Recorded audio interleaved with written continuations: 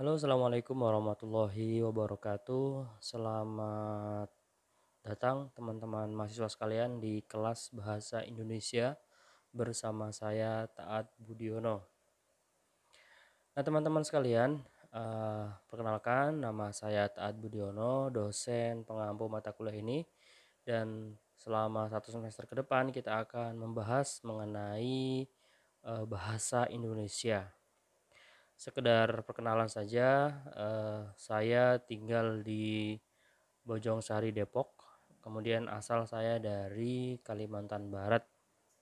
Untuk eh, aktivitas sehari-hari, saya selain mengajar di sini, saya juga adalah dosen di Fakultas Sastra Universitas Pamulang.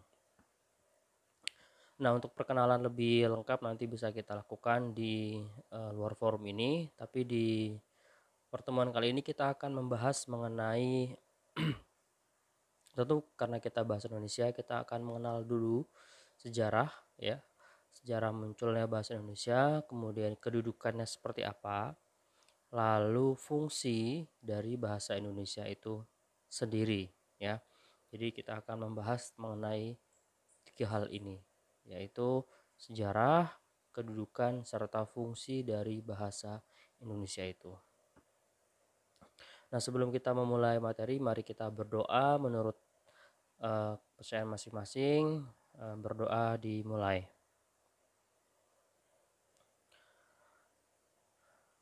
Nah, baik teman-teman, sebelum kita masuk eh, ke materi sejarah bahasa Indonesia, tentu pertanyaan mendasar yang eh, bisa kita tanyakan adalah apa sebenarnya yang disebut dengan bahasa itu, ya kan? Itu karena kita membicarakan bahasa, maka kita akan bertanya sebenarnya bahasa itu apa gitu. Umumnya orang menjawab atau mendefinisikan bahasa itu sebagai alat komunikasi, ya, sebagai alat komunikasi. eh Definisi ini bagi saya, karena saya orang bahasa, kurang tepat, tetapi juga tidak salah, tapi kurang tepat saja, karena kalau berbicara alat komunikasi itu berarti dia menekankan kepada fungsinya, ya. Dia belum menjelaskan si sosok bahasa itu. Jadi kalau kita membicarakan bahasa, maka yang kita deskripsikan itu adalah bahasanya, bukan fungsi dari bahasa itu. Sementara kalau definisi umum adalah bahasa itu ya alat gitu ya. Padahal alat itu mengacu kepada fungsi, bukan mengacu kepada sosok bahasanya sendiri. Nah, mengenai definisi bahasa ini saya merujuk kepada pendapat yang dikemukakan oleh Krida Laksana, ya. Dia mengemukakan bahwa bahasa adalah sistem lambang bunyi yang arbitrer yang digunakan oleh anggota kelompok sosial masyarakat gitu ya, untuk bekerja sama, untuk berkomunikasi, dan untuk mengidentifikasikan diri, ya. Ini adalah definisi bahasa dari Krida Laksana. Dari sini kita bisa meng-highlight atau menggarisbawahi beberapa poin-poin penting. Misalnya pertama, bahasa adalah sistem, kemudian bahasa adalah lambang, bahasa adalah bunyi, ya. Bahasa bersifat arbitrer. Kita akan bahas satu persatu mengenai definisi ini. Pertama, bahasa sebagai sistem. Maksudnya apa sih? Oke, sistem itu artinya cara, ya, atau aturan. Jadi kalau teman-teman mengetahui sistem bahasa tersebut, pasti teman-teman tahu, pasti teman-teman kenal, pasti teman-teman bisa memahami bagaimana bahasa tersebut. Nah, kita di sini di bahasa Indonesia ini kan juga sedang mempelajari sistemnya, ya. Sistem yang ada atau aturan yang ada dalam bahasa Indonesia. Nah, di sini dikatakan bahwa yang disebut sistem itu artinya komponen satu dengan yang lain itu tidak bisa dipisahkan gitu ya. Jadi ada komponen-komponen yang saling berkaitan, ada pola-pola tertentu yang bisa dipelajari gitu ya. Ini disebut dengan sistem gitu ya. Seperti yang tadi saya sebutkan, sistem itu saling berkaitan. Kita misalnya berbicara tubuh, maka ini sebagai sebuah sistem antara kepala dan badan dan tangan itu saling berkaitan gitu ya. Oh, di sini saya analogikan seperti sepeda ya, komponennya ada roda, ada jok atau sadel, ada rantai, ada kemudi, ada rem dan lain-lain, itu harus saling berkaitan untuk disebut sebagai sebuah sepeda. Begitu juga dalam bahasa. Bahasa juga untuk disebut bahasa dia terdiri dari banyak sistem. Misalnya ada sistem pembunyiannya, pembentukan katanya ya, sintaksisnya atau tata bahasanya, maknanya. Ini semuanya sistem yang membangun sebuah bahasa gitu. Lalu yang berikutnya, bahasa itu lambang. Lambang itu apa? Lambang itu artinya antara bunyi yang dituturkan dengan maknanya itu tergantung dari kesepakatan. Saya membedakan antara lambang dengan tanda. Kalau tanda itu hubungannya bersifat langsung, sedangkan lambang hubungannya tidak bersifat langsung, tapi tergantung kepada kesepakatan oleh masyarakatnya.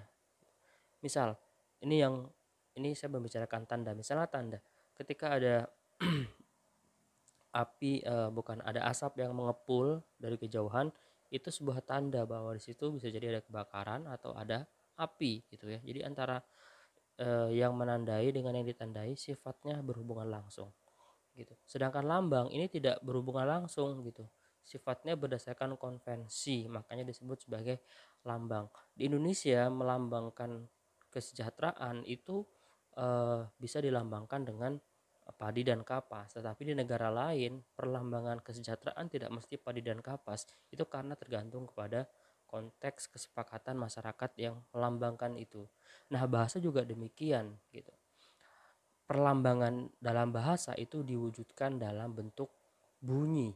Kalau tadi misalnya lambang kemakmuran itu digambarkan atau dilambangkan dengan wujud gambar padi dan kapas, sedangkan di dalam bahasa perlambangan itu diwujudkan dalam bentuk bunyi. Baik, di sini saya akan coba berikan contoh, misalnya kita ambil contoh kata kuda ya. Kuda itu adalah bentuk perlambangan dari konsep binatang yang dapat ditunggangi. Itu menurut masyarakat Indonesia. Jadi perlambangan kata kuda itu menurut masyarakat Indonesia. Sedangkan menurut masyarakat bahasa lain, misalnya bahasa Inggris, sekalipun konsepnya sama-sama binatang yang dapat ditunggangi, di dalam masyarakat Inggris disebutnya dengan horse gitu. Kemudian di masyarakat Jawa misalnya disebut dengan jaran. Nah, bentuk-bentuk tadi kuda, horse, jaran itu adalah bentuk perlambangan di dalam bahasa. Jadi dilambangkan dalam bentuk bunyi. Padahal konsepnya sama tetapi dilambangkan dalam wujud atau dalam bunyi yang berbeda-beda. Nah, itu karena tadi konvensi atau karena kesepakatan. Di masyarakat Indonesia untuk melambangkan konsep tadi disepakatilah bentuk kuda, di masyarakat Inggris disepakatilah bentuk horse, di masyarakat Jawa disepakatilah bentuk seperti jaran tadi. Jadi ini yang disebut bahasa itu adalah lambang. Yang berikutnya bahasa itu bunyi. Ya, benar tadi saya sampaikan bahasa itu bunyi. Tidak ada satupun bahasa di dunia ini yang tidak diawali dengan bunyi. Ya, pasti diawali dengan bunyi. Yang paling utama itu adalah bunyi. Anak bayi belajar bahasa pasti dari bunyi. Ya, tidak mungkin dia mengenal tulisan dulu. Tulisan itu bertahap, setelah dia mengenal bunyi, maka dia akan mengenal tulisan. Berikutnya bahasa itu arbitrer. Nah, arbitrer itu di sini artinya sewenang-wenang. Sewenang-wenang itu maksudnya seperti apa? Sewenang-wenang, berubah-ubah, tidak tetap atau mana suka, itu artinya tidak ada hubungan yang menjelaskan mengapa misalnya uh, untuk konsep hewan yang dapat ditunggangi disebut urutan bunyinya kenapa harus kuda ya, kenapa tidak ukat atau kenapa tidak daku, kenapa harus kuda, itu tidak bisa dijelaskan gitu. Jadi ini yang disebut dengan arbitrer atau bersifat sewenang-wenang.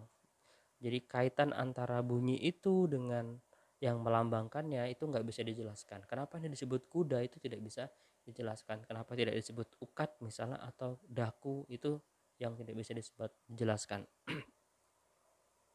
Yang berikutnya bahasa itu konvensi, ya sekalipun arbitrer sewenang-wenang tapi dia juga harus berdasarkan konvensi atau kesepakatan. Ketika sebuah masyarakat bahasa sudah menetapkan konsep atau lambang ini untuk konsep A, maka itu sudah tidak bisa diganggu gugat ya. itu sudah menjadi kesepakatan gitu. Anda kalau mau membuat sendiri konvensi boleh, tapi kalau sudah jadi kesepakatan tentu akan jadi masalah nantinya. Bahasa itu dinamis, artinya bahasa itu tidak stuck di satu titik. Ada penambahan kata, kosakata, perubahan, itu artinya dinamis.